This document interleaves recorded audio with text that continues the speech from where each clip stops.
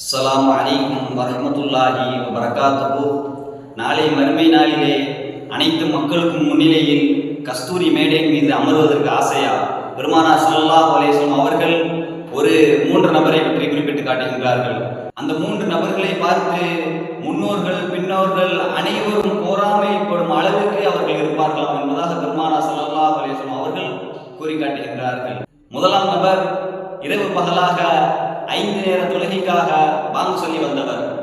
இரண்டாம் நபர் அனைத்து மக்களும் பொருந்திக் கொள்ளக்கூடிய நிலையில் திருப்தி அடைந்த நிலையில் தொழுகை நடத்திய அந்த பள்ளியினுடைய இமாம்.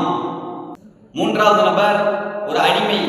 எப்படிப்பட்ட அடிமை என்றால் அல்லாஹ்விற்கும் கட்டுப்பட்டு தன்னுடைய எஜமானருக்கும் கட்டுப்பட்டு நடப்பவர்.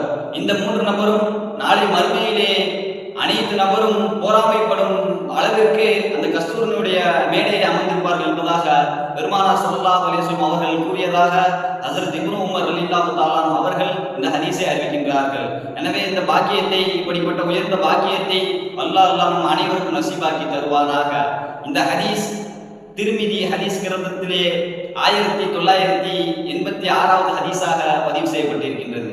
அஸ்ஸலாமு அலைக்கும் வரஹ்மத்துல்லாஹி வபரகாத்துஹு.